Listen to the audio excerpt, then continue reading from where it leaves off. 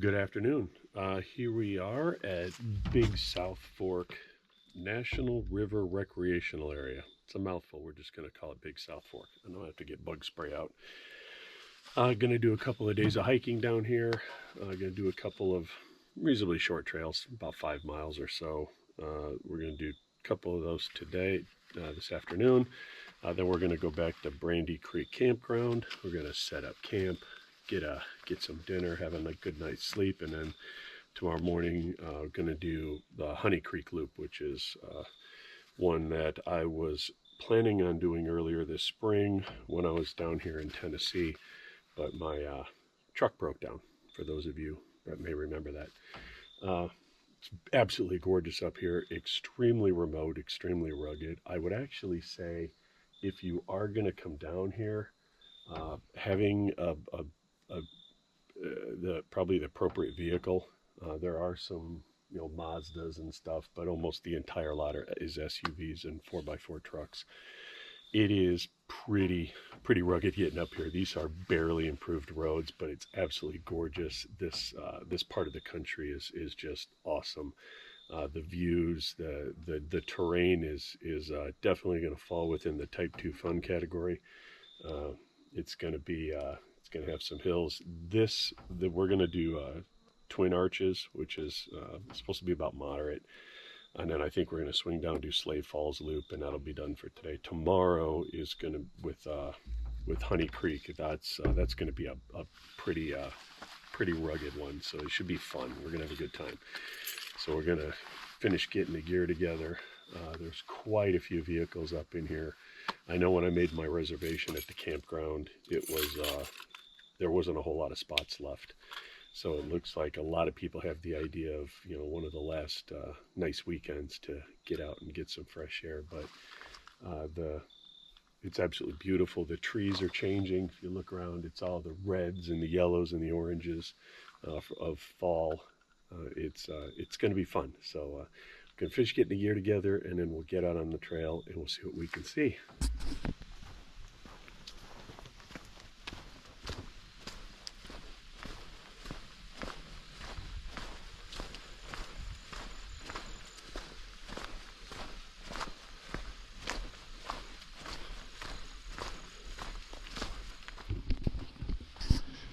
So one thing, this is gonna do a little gear run here. We've got our new Outdoor Vital Shadow Light Carbon 60 backpack. So it's the first time having it out. Just got it last week, so we're gonna see how it does. Thing is so lightweight, so hopefully it's comfortable. I don't have a lot of stuff packed in it, but I put a decent amount of gear in it to get it close to my normal base weight, so I can see how comfortable it is before we do any serious overnight treks. But so far it's really nice. It's got a carbon fiber stays in it to keep the kind of frame stays as light as possible, and so far it's feeling pretty good. So I'll keep you up on that.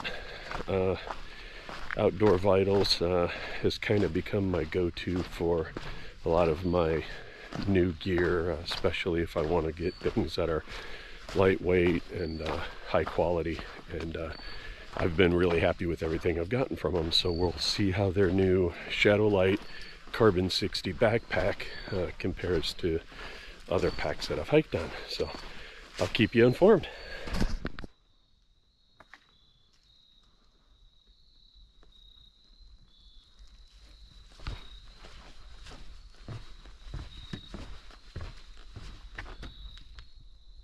That's way up there. Terrain reminds me very much of Red River Gorge.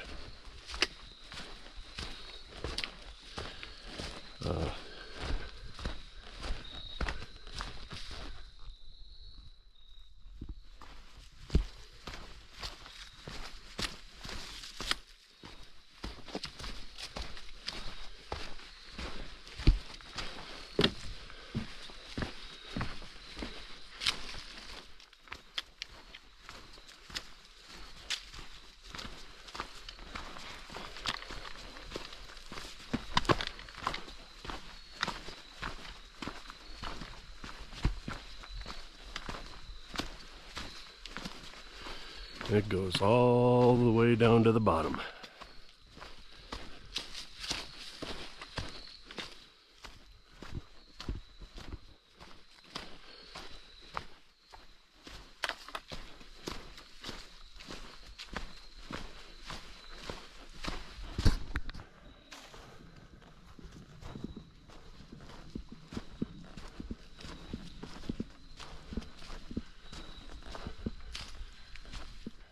And here's the first arch.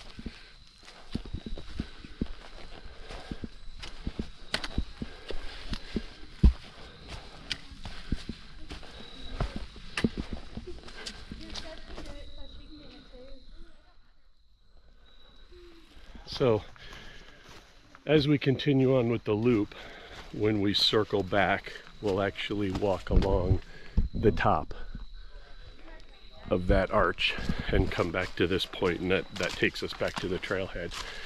So this is what's referred to as the short loop. There's a short loop and then there's the loop. This one just circles you back, and it's like a mile, maybe a little over a mile.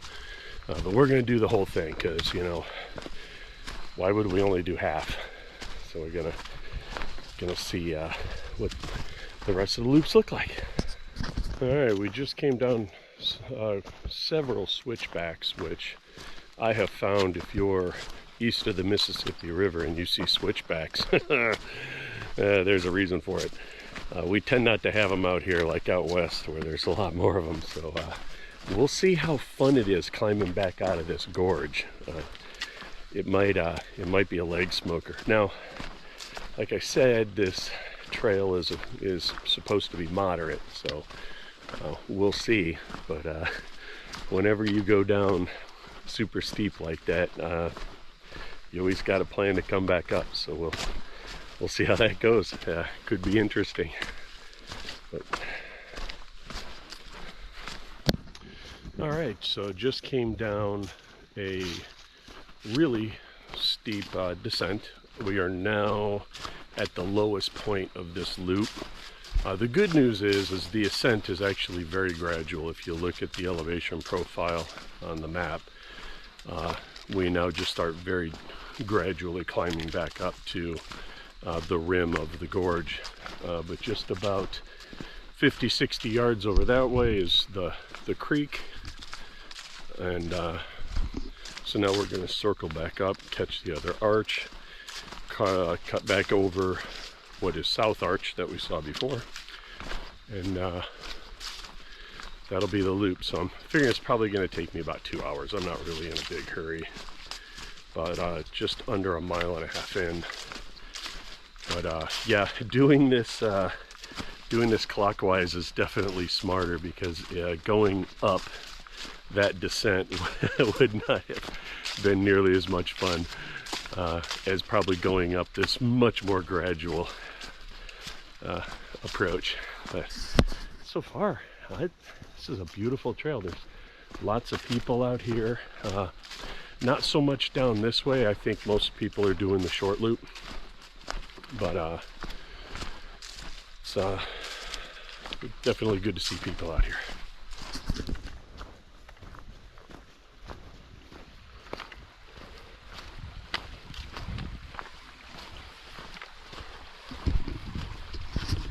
So here we are. This is part of the Sheltowee Trace National Recreational Trail. Actually, one of my favorite trails. I love this trail. I'm just gonna kind of step off onto the suspension bridge here. But I was just actually talking to Tammy about this. If I was ever going to do an actual through hike, I think this would be it. It's about 350 miles. It starts down here at Big South Fork, and goes up to, I believe, just south of Lexington, Kentucky. So it's quite a trek, and it'd take a couple of weeks. But if I was ever going to do an actual through hike, nonstop, I think this would be it. There's a couple of these suspension bridges. If you recall, last year Tammy and I were in Red River Gorge, and there's a suspension bridge, a little section of that as Sheltowee cuts through the natural bridge. But if you continue this way, it takes you onto Sheltowee. We're not going to do that. We're going to see a little more of the Sheltowee Trace tomorrow, as a matter of fact, when we do Honey Creek, because there's a leg of that's part of Sheltowee. But look it up. It's got all kinds of little sections that, ooh man, this suspension bridge will start swinging if you're not walking straight and steady. starts swinging like a hammock. But there's a lot of great, beautiful little sections all the way up through the Daniel Boone National Forest into Red River Gorge and beyond. So it's like I said, it's one of my favorite of the big trails, the big recreational trails.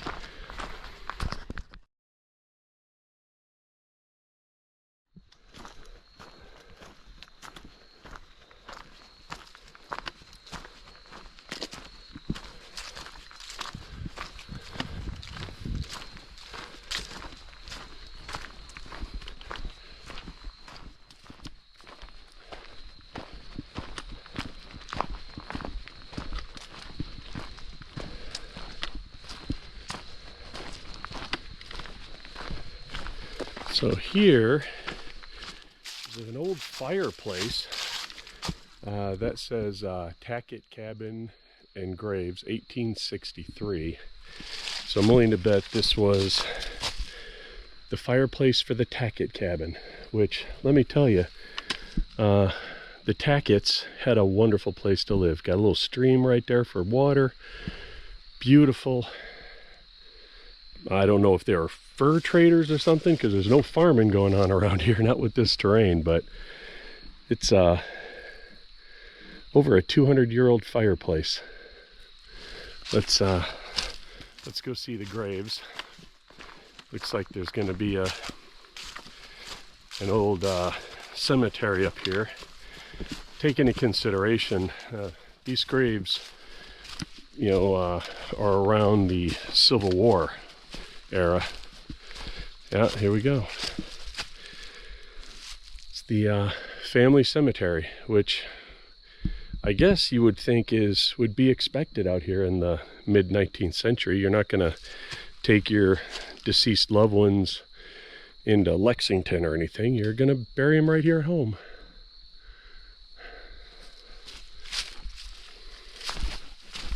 Wonder what it would be like to zoom back in time and meet the Tacketts, see their little homestead out here, see what kind of life they lived.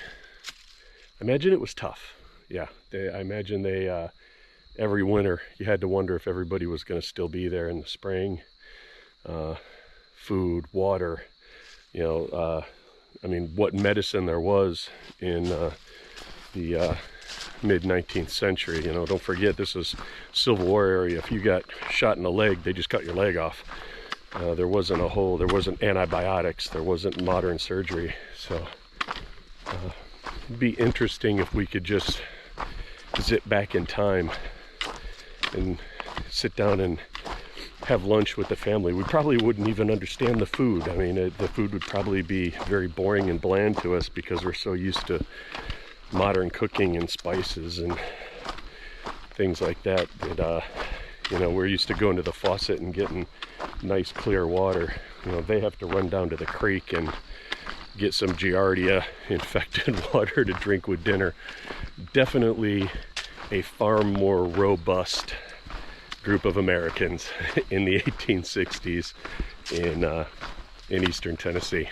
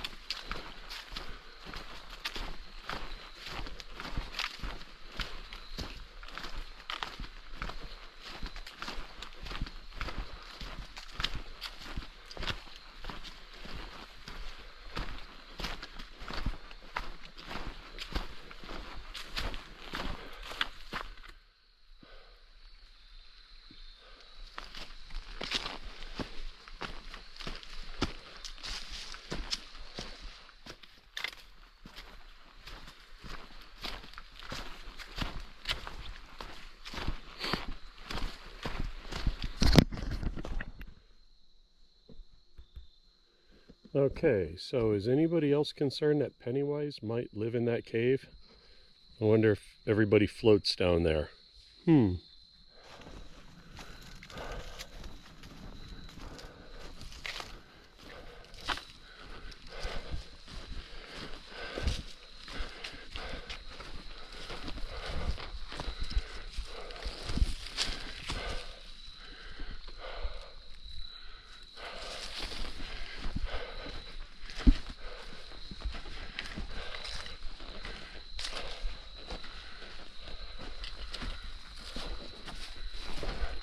Okay, that's interesting. Never seen that before.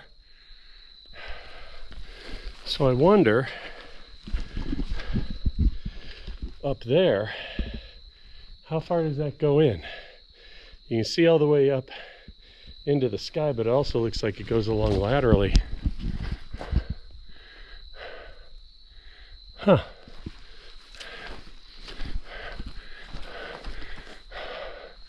Be a good place to hunker down in the middle of a storm.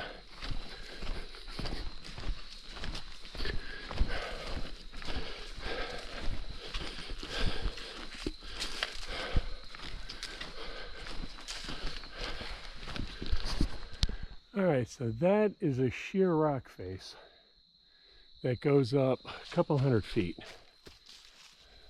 That could be some fun rock climbing, rappelling. I mean, it goes way up there. And I think this is sandstone. It has the grittiness of sandstone, where limestone is smoother. Yeah, it goes way up there, which means in a rainstorm, that's one heck of a waterfall.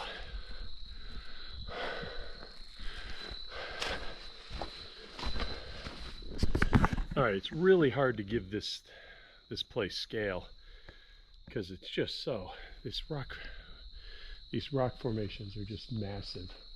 I mean, it's like an auditorium. Hello, hello. You can hear the echo because the way it's curved. This is really cool. And there's all kinds of little caves and cutaways and fissures in the rock that the water has washed away for who knows how long, hundreds of years, thousands of years.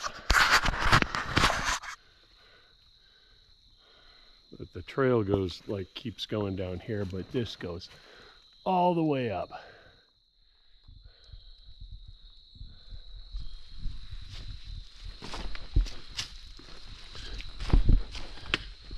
Take a peek over here real quick.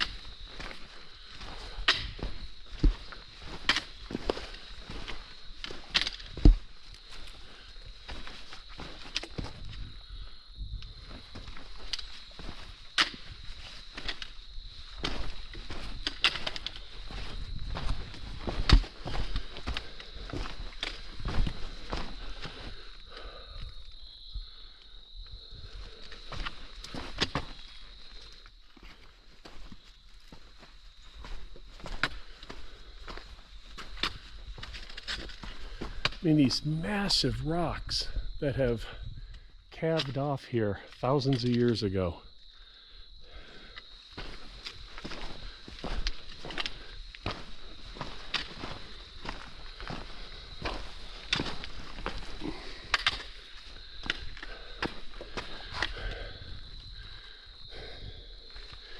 If it was 30 degrees hotter, I'd think this was Utah.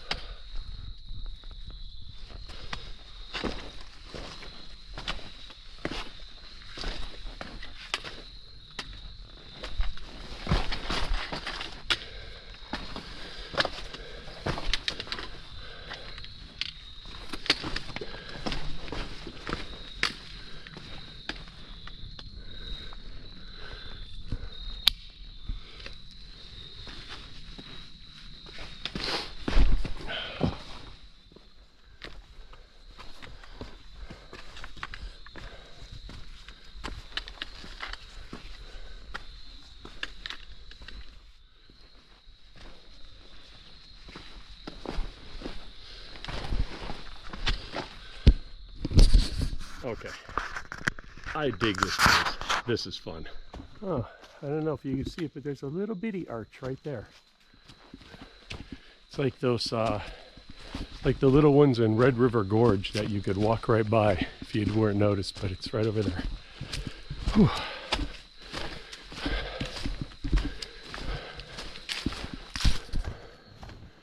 All right, and here's the arch.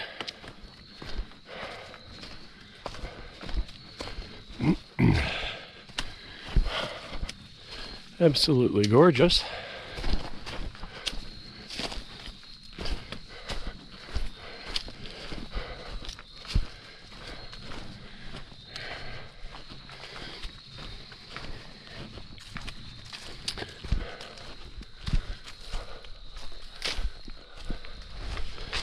All right, and we're back. I thought we were going to come up high on the arch, but apparently not. This is the way back to the parking lot. So there we are.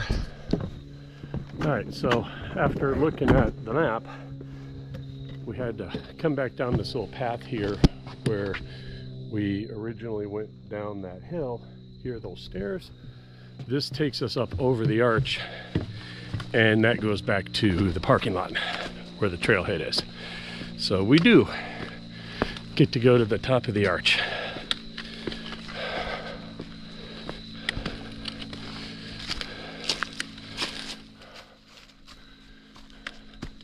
So that's where we're going. Now, we do know that these arches eventually collapse. It's just their life cycle. So let's hope today isn't the day. There's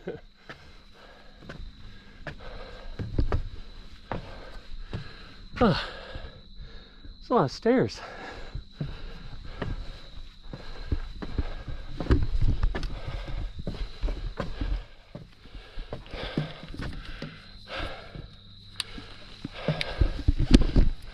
Okay, so now you get to hear me huffing and puffing,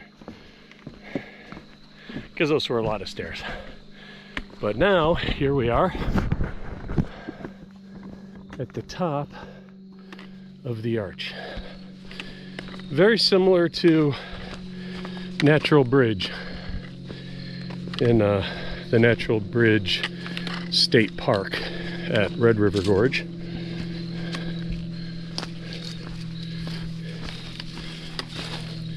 We were down there.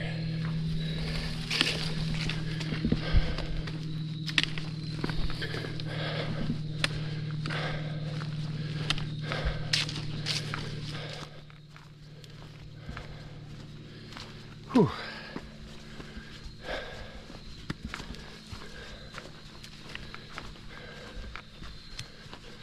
All right, we are walking back up to the trailhead. So we like 5.4 miles, took me about 2.5 hours, but I stopped a lot of video, a lot of camera opportunities, kind of exploring those rock faces. So all in all, it's probably closer to 2 hours that I was actually moving. Highly recommend this trail if you're down here. It is moderate because of the terrain. The distance isn't bad. I mean, 5.4 miles is not terrifically long, but the terrain is definitely going to get your blood pumping. And then, of course, right at the end, you've got multiple flights of stairs. But all in all, top-notch trail. Trail's in great condition. It's been maintained immaculately. There's so much to see. This is probably one of those trails that you could hike a dozen times and never see everything. So if you're down here at Big South Fork, I highly recommend you doing the Twin Arches loop. Bring your camera, because there's lots to see. A lot of memories you'll want to send to your friends and family. But we're gonna head back to Brandy Creek Campground, Gonna get camp set up, and then we'll be back out tomorrow. So see you on the trail.